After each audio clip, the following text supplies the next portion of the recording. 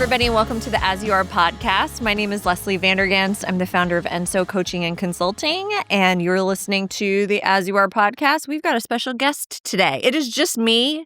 Normally, we have our other coaches with us, but today I've got a special guest, Josh Team. Say hi, Josh. Hello, Josh. How are you doing? Hey, Leslie, thanks for inviting me. Oh, of course. It's really exciting to have you here. Josh and I have been, friends, coworkers, partners for what, 10 years? 10 years? Oh my About 10 gosh. years. 10 years, Crazy. which is insane. Through like multiple Phases. iterations of, different businesses and all of that. And when we had kind of our kickoff for this season, and we had started talking a little bit about AI, and we were talking about it almost in the context of like acoustic music and like live theater performance and that sort of thing. And we were like, we have a feeling that there's going to be a renaissance of performance simply because of the confusion of AI. And then we kind of got into a conversation around AI, and we're like, we need to do a series. And when we talked about that, there was one person who immediately came to mind, and that was you. Oh, I thought it was a second choice. Yeah. Okay. Well, third, fourth, fifth. I'm definitely passionate about the space. Truly. Sure. I mean, I think, from the first time we met, I mean, you were talking a lot about machine learning and data and data matrixing and some of those types of things. And obviously the world has evolved since then. And so we had to have you here to kind of talk a little bit about your journey and, what you believe is going to happen with AI and all of that. So love it. Let's jump in. Okay. Well, so can we start with just a little bit of history, because you have a very interesting, very unique background that has kind of got you to this point where you're all in from a technology standpoint. Mm-hmm. And so like when you think about your journey that got you here, how do you like to synthesize that? All right. Well, I didn't realize it was that kind of show. I understand the couch now way more.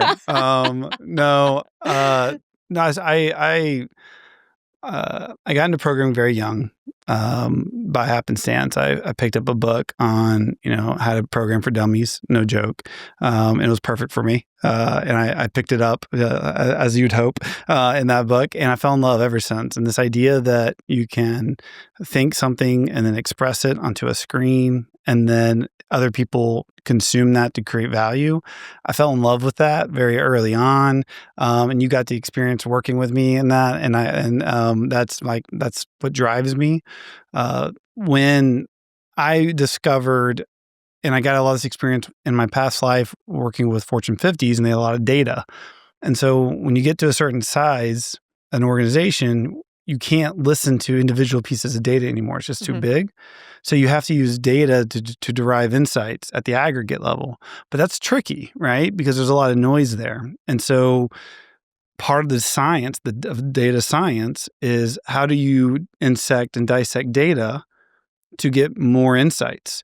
Well, if you really think about that, that is the art of AI. And it's just natural conclusion, which is it's using data and it's insecting it and slicing it in the most intelligent way that we've ever done to date. And so I fell in love with that pattern very early on, and being able to try to use math to predictably solve a business problem in a repeatable way. I think that's a fun riddle.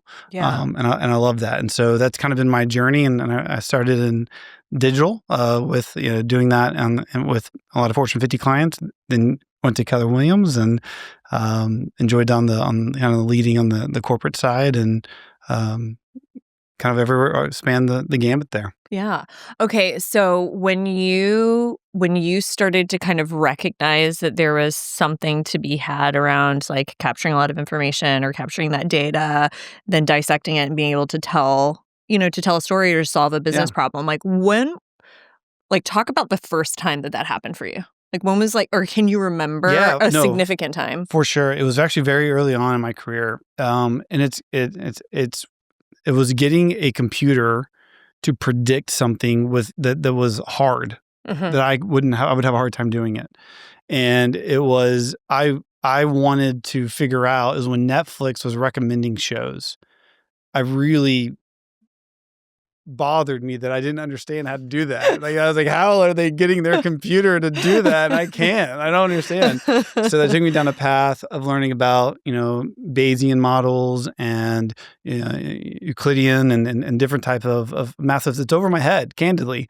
But I learned it enough to understand how to apply it in a programming context to replicate the prediction models, which at the end of the day, like most things, when you understand the language, finally gets simpler. But I remember being able to write a code that could accurately predict what book or movies or almost anything my friends would like given a sample set, and that was a really interesting moment for me, because that means that the computer could predict, could think ahead, could express an opinion. And then what can you do with that? Now that you have this kind of opinion, what can you create around that? And that's what you actually saw Amazon do around what experience can we do around recommending products, or Spotify, music, YouTube, social media. So and that kind of kicked off everything that we saw as the digital revolution. Yeah. So when you think of yourself, do you primarily, and again, like we always have identities, and all that other stuff, but like, do you think of yourself as like a programmer or like a data guy? Do you think of yourself as a business person? Do you think of because you're also a marketer and you're a good storyteller and all that too. And so like, what comes first for Josh? Cheesy as it is, father, for sure. Okay, good. For sure. But second to father, I like him a problem solver. Mm-hmm. I like to solve problems. Sometimes those problems are in marketing, and then I like to solve marketing problems. Sometimes those problems are in data, and then I like to solve the data problems.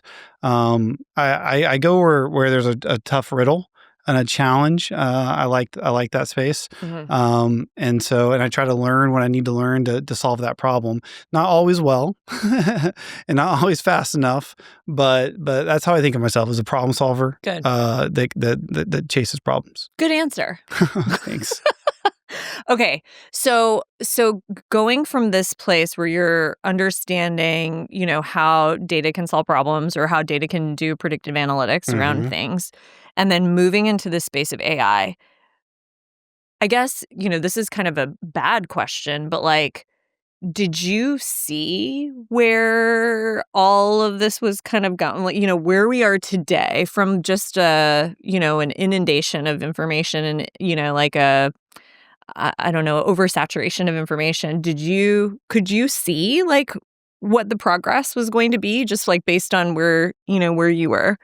Slightly ahead, slightly too fast. When we were at Keller Williams, one of my big initiatives was Kelly, because I saw that there was going to be a time where, and Kelly is the ability to speak anything into your phone, to an app, and then it would understand the meaning and then figure out what you want to do and then go do that task for you. And the technology wasn't quite there yet to be able to take any language, understand all the nuance. OpenAI clearly led the space there, right, and showed the way for everyone else that's now happening. So I would say I was definitely believe and still believe that computers will continue to take more of the reasoning that humans do and turn that into compute. And when that happens, emergent experiences will evolve from that. Do I know specifically what those are? Of course not. But I do believe that the pattern of math and software taking on more of the reasoning and cognitive load and burden that we have, and that started just with memory. And we did that with Excel spreadsheets. Then it did with like authoring, and we did that with word processors, and then with the relationships with CRMs. And now we're getting into a new genre, right? But it will become normalized. But that trend won't stop. It will continue. So I think I see that trend. How that evolves, I think that's what the business leaders, and I think how they use this opportunity, they're going to craft this space. Yeah. Well, so that said, like, I think, for me, who not a technology-driven person by any means, like, I'll use my smartphone and my Excel spreadsheets, but I'm not a super Excel or a technology-driven human. And I think there are a lot of business leaders who are a little bit slow to catch on if you're not in the tech space. What would you say to them as far as all of this, all of the stuff that there's just so much noise right Yeah. now around AI and Signal data noise is and what hard to right now. do. And so like what would you say to a business leader who's maybe, trying to navigate like what do we do? How do we Yeah. engage? Because a lot of the conversation is okay, well, we got to do AI. So like the team, team B, like I need you guys to go out and figure Yeah. out like do something with AI, right? And yet, So here's my hypothesis. I could be totally wrong on this. I think that Q4 will be pretty good for a lot of the S&P 500s because I think in 2023, they started making these investments. They saw success in them in Q1 of 2024. That's why you saw the layoffs in Q2 go to Q3 because there's now confidence. And I think you're going to continue. If you look at their remarks and what's happening, I believe you're going to see optimizations happening across the service lines. Said simply, the biggest companies are already figuring out how to create the same amount or better services for much less cost. And at the same time, they're creating more innovation in their companies than they ever have. So think about that for a second. They're able to innovate faster with less people and maintain or improve the service level. That's disruptive. Right. Because the businesses who aren't figuring out how to do that, we're going to be so far behind. And we've seen this play before. We've seen that pattern before. So I would challenge a business leader not to think of AI as technology because it's not, it's math actually. We need technology to interact with the math because it's so complicated. Right? So that's all it is. AI is math that is so complicated. We have to build tools that can compute with that math because we can't. And then when one of those tools is allowing us to speak to it, and so we can speak to the math through things like LLMs, but you can also do other things that you see other people in other ways that this is manifesting. Need that to be said, here's the paradigm that I think in business is happening. We've never had to ask this question before as business leaders because all of the thinking has always happened out of humans. So that made everything kind of simple. We didn't realize it because that was all we knew, but it was kind of simple, which was whoever could accumulate the best humans at the best value won the game. 100%. So like things like culture becomes so important because once you have these people, how do you hold these people? How do you attract these people? It became about the people and understand. I think that's still very, very true. But the reason that was so important is because what we instinctively knew is that our job as a business is to get the most valuable thinking out of the best brains for the most value into our business to create differentiation. Well, now comes along this new tool that we can get really smart thinking that's differentiated, that's better than the average American worker across every standardized test. 100%. Who will work 24/7 for a penny. So now as business leaders, we now have a new dimension that we have to navigate. Yeah. It's very complicated. Very complicated. Because I mean, have we even seen anything like this in our lifetime? Like this massive change? No, not in our lifetime, but for sure we've seen this change. The difference is the speed in which it's happening and who is being disrupted. Typically, disruption is disrupting like when the Industrial Revolution happened. Sure. Or the lower income, the lower wage. Your cog makers or your, When they had cars, it was the people that were scooping all the horse poop out of the roads that lost their jobs. Right. Not the white collar people, but that's all relatively new itself since the Industrial Revolution, et cetera, et cetera. But we've got this new challenge as business leaders. And that is we still have the same thesis. We've got to get the best profit for the business. We got to push for value for our customers. And the way we can we got to keep our costs as low as possible so we can do both those things. Well, now there's this new tool that's really, really smart, but we don't know how to use this tool in our business yet. 100%. And the way I think of that analogy is electricity before the light bulb. No doubt it's powerful. Oh, that's so good. But what do I do with it? Call an electrician, I guess. Yeah. I don't know. We don't have them capture it in a jar. I don't know. That's how do we do this? So that's where we are in this era. And so whoever can figure out how to create the light bulbs and illuminate their business It's good. Yeah. That's good. That's No. a good one. But seriously though, whoever I can love it. can plug it in, Yeah. illuminate their business, and see opportunity that's always been there, but they just didn't see it yet until they had that. That's what you're seeing. That's what you're seeing happening right now Yeah. across the enterprise level, and it will work its way down. So business leaders, long-winded way of saying it is, it's not technology. If you've tasked it to someone on your team and you think this is a technology project, I think you failed. Mm-hmm. Because as a business leader, you have to have a strong opinion about what does it mean to lead a business in this era. And if you haven't done that hard work, then I would say maybe we haven't earned the right to task our team to do thinking on it yet. That's good. That's good. Okay. So talk to me like I'm 6. Okay. 8. Perfect. Because I have an 8-year-old and a 7-year-old. Truly, though, 8-year-old. So I'm a CEO, and I'm looking at my organization that has been relatively successful to this point. Yep. You know, maybe it's I don't know. Maybe it's a service-based organization. Yeah. And I have not done or done very little in the context of thinking about this, revolution or whatever, evolution. What would you say? Step 1.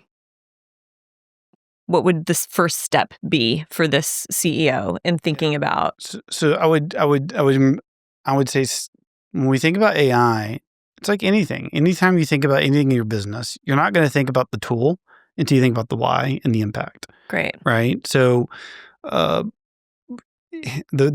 way I talk the way I think about it is, if I know I need to get somewhere and I go to a mechanic, depending on the mechanic I go to, depends on how I get there. Mm-hmm. If I go to a car mechanic, I get a car. If I go to a boat mechanic, I get a boat. If I go to right, you get it. Mm-hmm. If I ask a different question and ask what's the best way to get to where I'm going, then I go find the mechanic, Mm-hmm. I get a better outcome. So that's kind of the problem with tasking someone right away or jumping right into a tool, is you're going to get the best of their thinking without the context or vision. It may or may not be aligned with where you're ultimately going. Mm-hmm. So the number one thing you have to do is forget the technology, forget the math. What you understand to be true is things that used to be expensive, like really good thinking, programming, analysis, strategy, data, that used to take a lot of time and money, and it was hard to have access to, is now essentially free. So the thought exercise I like to do is, if I had 1,000 college graduates and 100 middle managers in anything and everything I wanted 5 years ago, and I didn't have to pay for them, would I have beaten my competition to this date? Now, I would have, because I'm competitive, right? And of course I have that mindset. And Right. I think a business leader should have that mindset. Yeah. So then if the answer is yes, then what's not true anymore? Because that's what everyone has. Mm-hmm. And if your competitor figures that out before you, what does that mean to you? Now, if you do that thought exercise, and at the end of that thought exercise, you're like, I don't really see it. That is a completely fair outcome. Right. But you got to do that work, because I do that work for the businesses that I'm involved with. And the answer is not usually that outcome. Usually it's like, well, we don't want our competitors to have 1,000 really smart engineers and 1,000 really smart marketers and 1,000 really smart people doing this work, because if they had that and they didn't have to pay for that and we didn't, that would be bad for us, because they could do X and Y and Z. Mm-hmm. And so that's the thought exercise I think a leadership team needs to take part in. Mm-hmm. Then you say, okay, great. If that's our risk, if that's what we have to look out for, then you got to say, how capable is AI in doing that thing? Let's go find tools to do these things. Let's go find experts to talk about these things. And then you can have a really good idea of how at threat or at risk your business is. And that is the job of a leader, in my opinion. I love that. Then you can go back and empower your team. Hey, go find out. Let's use a real example. Let's say, give me a business, any business. Car mechanics. Okay. You just said that. Perfect. Let's say you're a car mechanic business, and you've got let's make it big. You've got a national car mechanic whatever, and you've got a head of marketing and you've got a head of franchises or whatever. You can go, and y'all have done this thinking, you're like, that'd be really bad. If there was 1,000 engineers and they made the best franchise management system that was so amazing, and they'd offered it for free because it didn't cost them to build anything, and then they had the marketers who actually build customized franchise mechanic go-to-market strategies with SEO and SEM and bespoke, like, that would be bad for us because we don't have the ability to respond to that. So then you could go to your head of marketing, right, and say, hey, find me the AI tools that help me have things that do these types of things that we would want to do. Hey, partner that helps me with my website. Look at this. Like, you can start going to your experts and start asking these your mechanics and asking these bespoke questions, right. making sure you're moving towards your vision, strategy, or your risk profile. Does that make sense? Really, yeah, absolutely. That's really interesting. So that said, what risks do you see as organizations try to move into this new space? Because, there's a couple of things that immediately come to mind, right? Which is, number one is like embracing that mindset of just, I don't get to be the expert anymore, because I do think there's a lot of ego. I know there's a lot of ego in in business, and especially when you are the person that has the ideas or you've got the big brains and all that. That's the number one thing that comes to my mind. I'm sure there will be more, but like, what are the risks that you see as organizations are looking and moving forward and adapting in this way? I think as a middle-aged white guy, I think I can completely agree. Ego is always a problem that needs to be addressed. At least I'm just kidding. Yeah, you're great, Josh. Yeah. But in all honesty, yes. But I think that will always be true. To me, the biggest risk with AI is dabbling. And actually moving to action too fast. So dabbling and moving to action too fast is, like, to me, what will end up happening is you're going to create more silos in your business. Giving you a hypothetical. Yeah. Joe, go figure this out and come back to the team. So Joe goes off and does this off the side of his desk because he's already got a full-time job. And he's already kind of annoyed because of the last thing that I did and whatever, right? Yeah. In this world. So he takes about a week longer than he should to come back to the team. Well, in the meantime, Sue or Johnny went off and did B.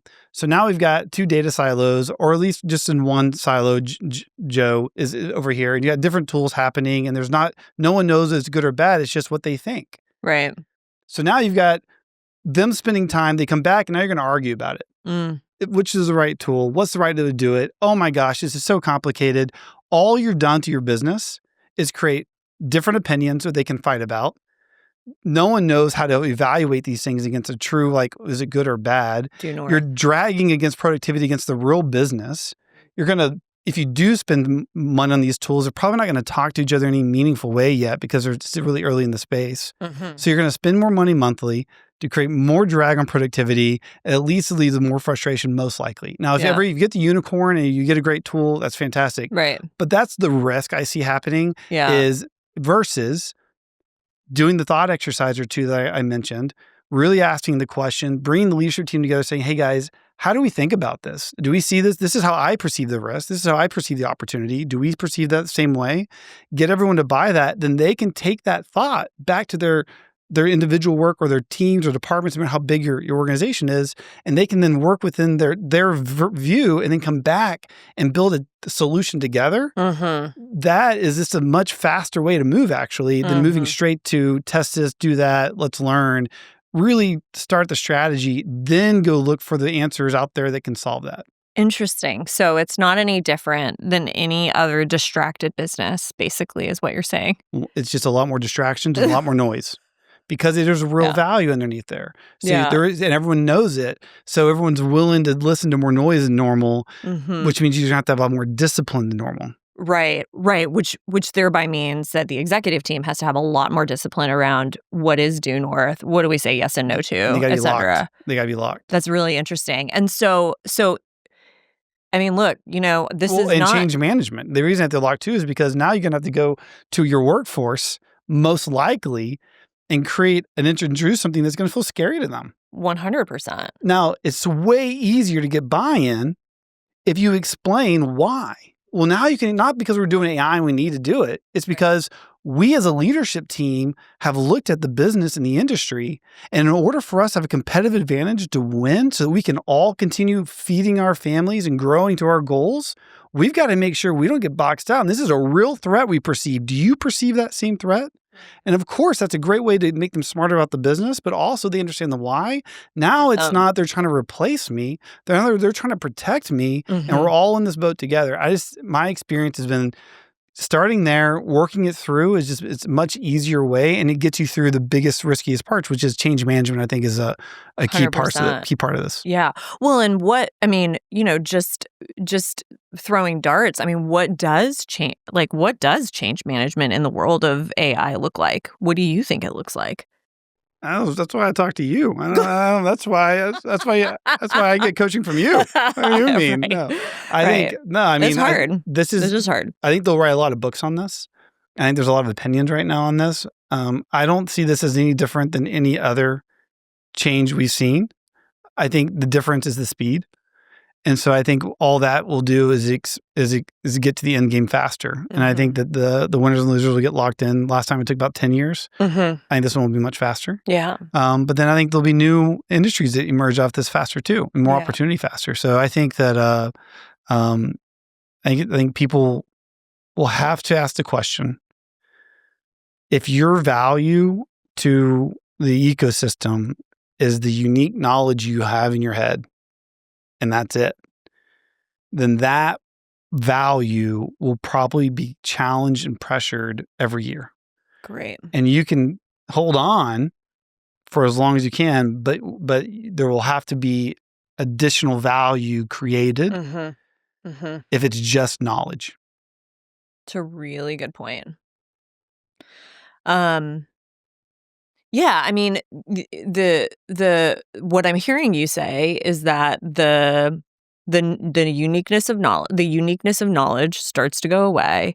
The ability to think strategically about what if or what are the possibilities, or having kind of more of a global perspective of your business and the competition is what is needed, and some clarity around what due north is, so that the entire team can be aligned to that.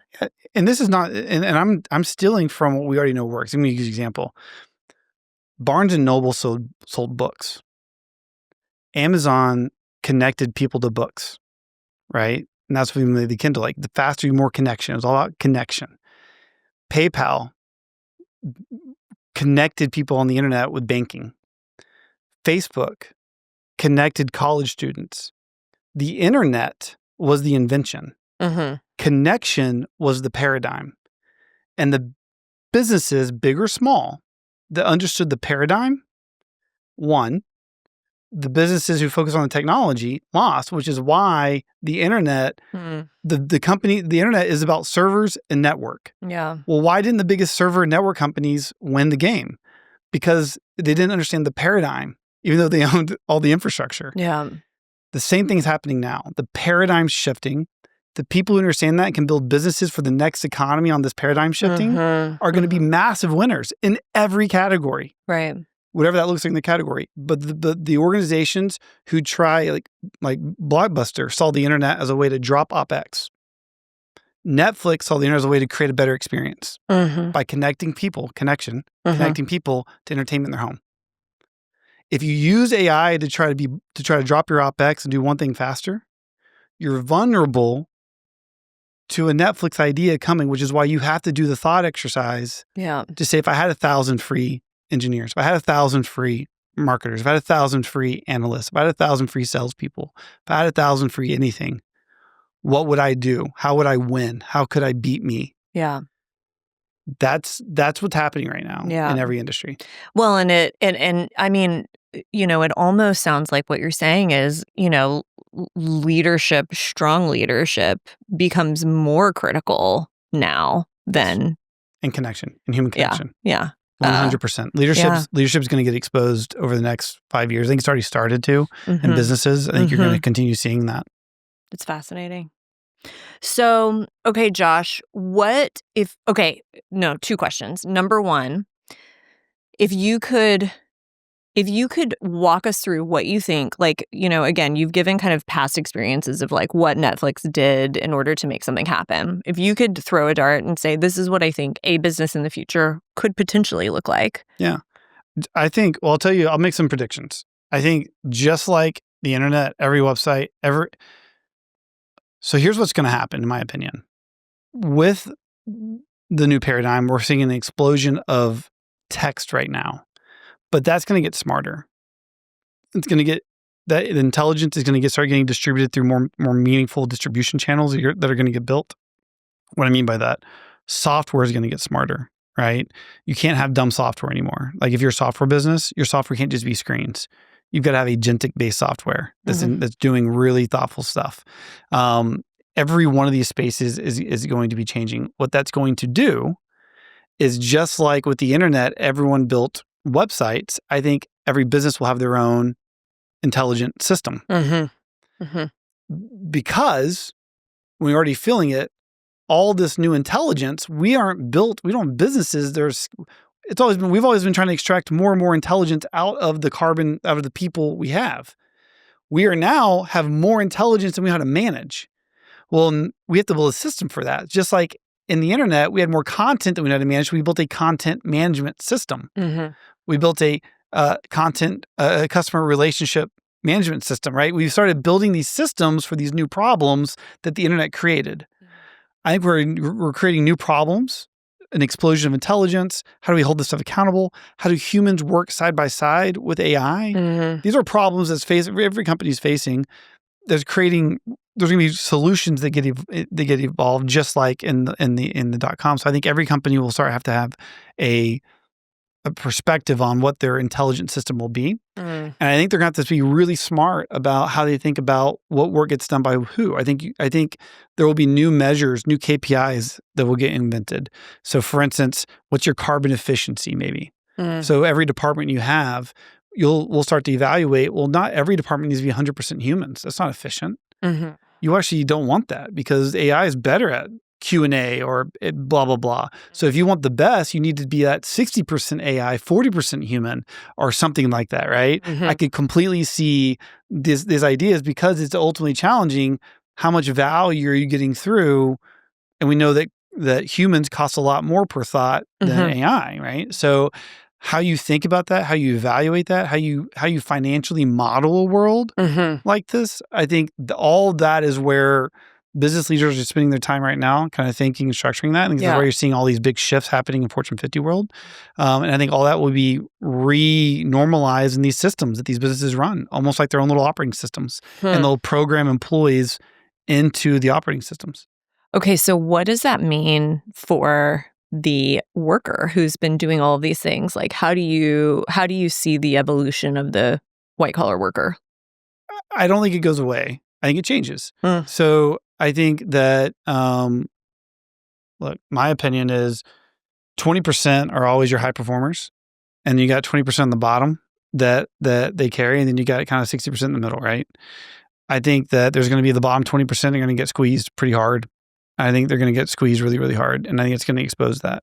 I think the top 20% are going to look like rock stars because they're going to get super powered.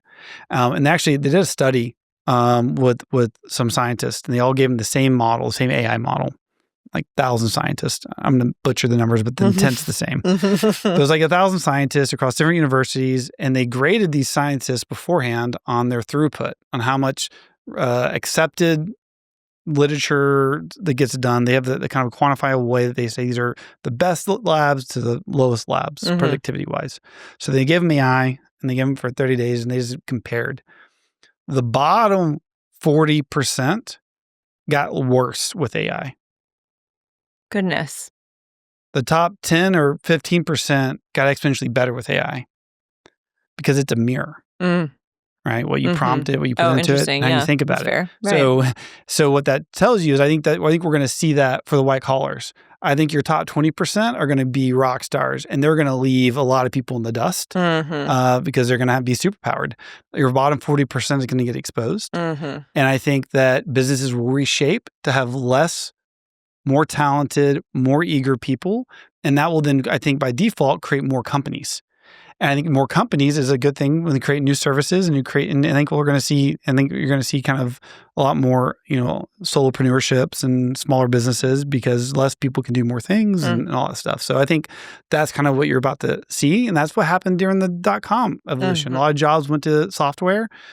Bottom percentile had to go re-job and reclass into new businesses got created and they needed new workers. And Yeah. so I think we see something like that. What would you say to the bottom 40% of the workers? This has never been a better opportunity to rise up, but the opportunity is always there, and it's a choice to be there. Mm-hmm. If you're a bottom 40%, it's because you choose there or you hate you're not passionate about your job. Mm-hmm. Either one, I would say, I would find a way to get into something you enjoy. Get some coaching. Yeah. I just 100%. Just kidding. But if you find yourself getting squeezed right now and having a hard time, I think you have to have an honest question, which is, how valuable is my skill set 5 years from now? Mm-hmm. Because that's what employers are betting on. 100%. Not right now, but in 2030, am I going to be more valuable than $100,000 of compute?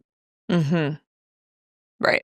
And if the answer is not 1 billion%, not even close, change that.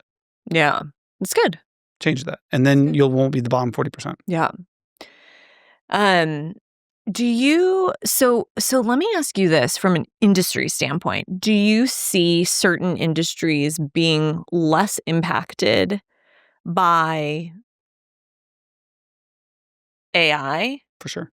Like what? I think it'll be a what- gradient. Yeah. I mean, I think Mhm. like my plumber is going to be fine. Probably do some, there'll probably be some stuff, right? Well, Like I can imagine. There'll be less though. So it'll be like not none. Like I don't think anyone's immune to it. Mm-hmm. But I don't think they're going to be disrupted like some of the other industries. So I think there's definitely going to be a gradient of who's more and less disruptive.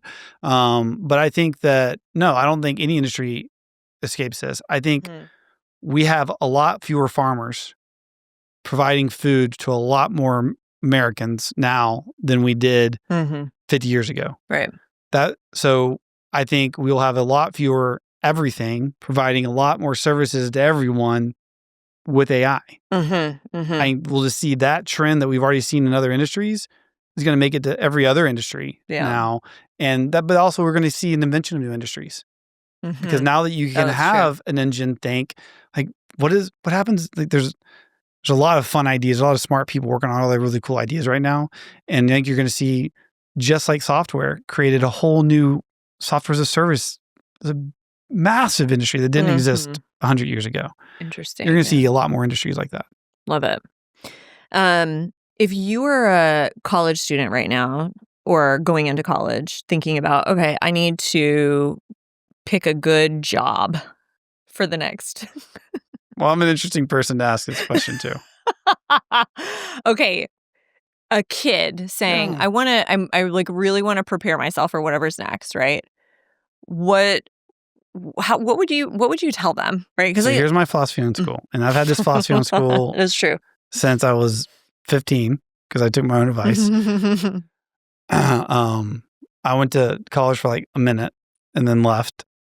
And because boy genius though, let's be honest. No. Yeah. Life situation. But I see it as this. School is a 4 to 5 year commitment, $100,000 just for easy math on a cheap day for easy math. So you've got to ask an internal question sometime in that age in life. How do you want to bet on yourself? You have to bet on yourself. Right. You can take the more conservative path, which is 4 or 5 years in school, go 100, whatever thousand in debt, and have great experiences, meet a lot of friends.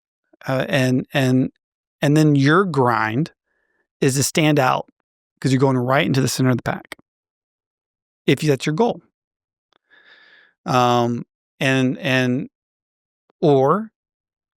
what I believe will allow you to move faster, especially with where we're going. I think being stamped by university as having done the hard stuff, I think that gets less valuable, especially no one cares about the bespoke knowledge you have anymore. And it's almost seen as a detriment, right? You have to untrain them.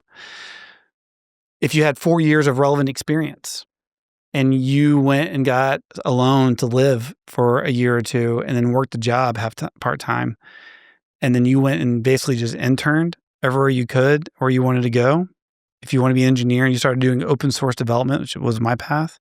If you're a designer, you start building your portfolio book. If you're a strategist, you start doing actual strategy and start putting your ideas into practice. Like you start doing that and you put 4 years of experience and $100,000 behind you on that. Mm-hmm. I think for a lot of people, that's a better bet.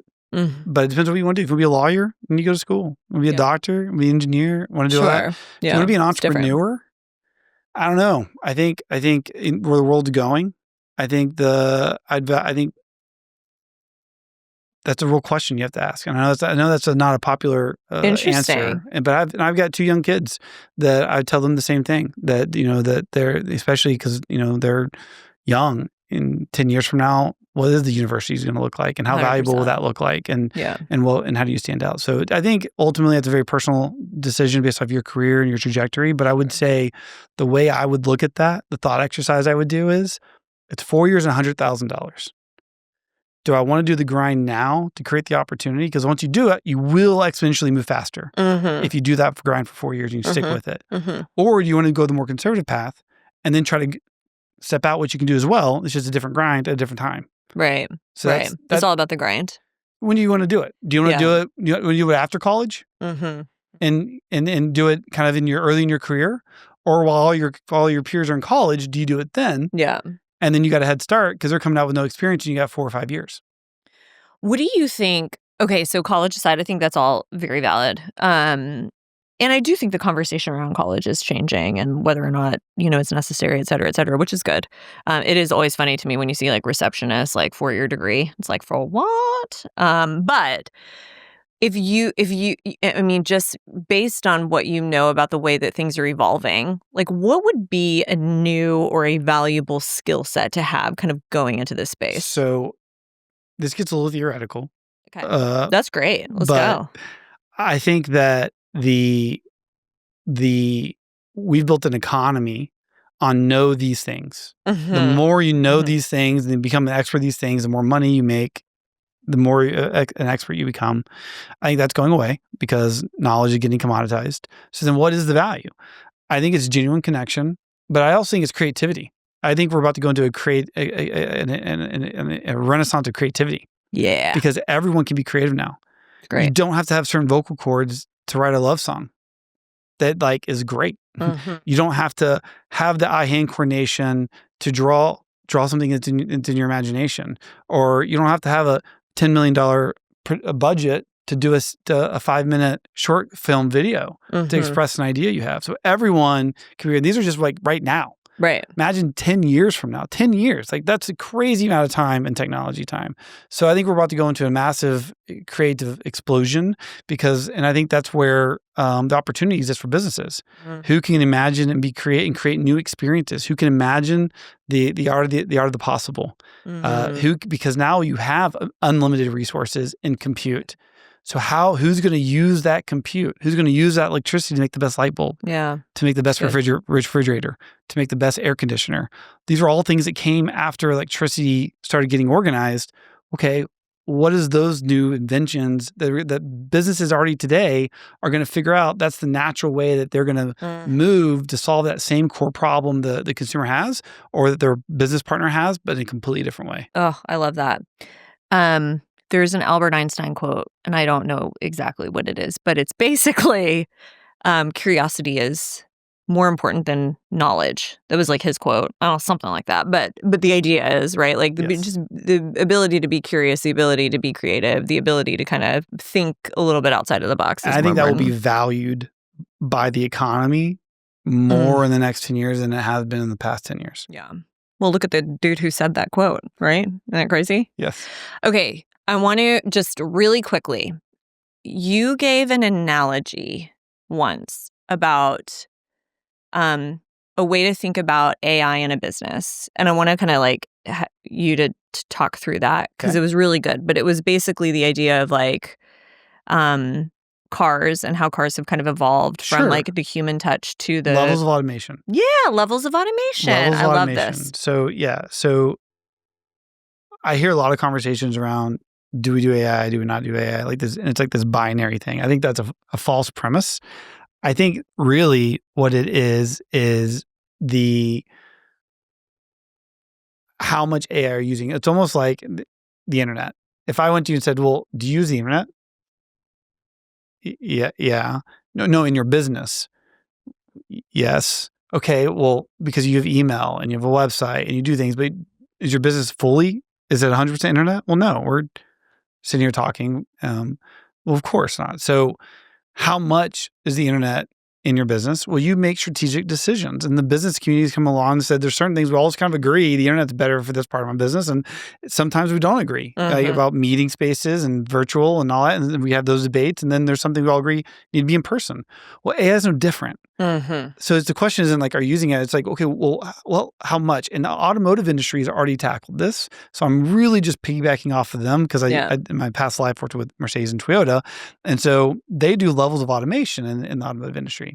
So level 0 is like everything's mechanical. There's not an automatic thing in the world. Level 5 is hands-free. I'm spun around the driver's seat. We're driving Jetson style, right?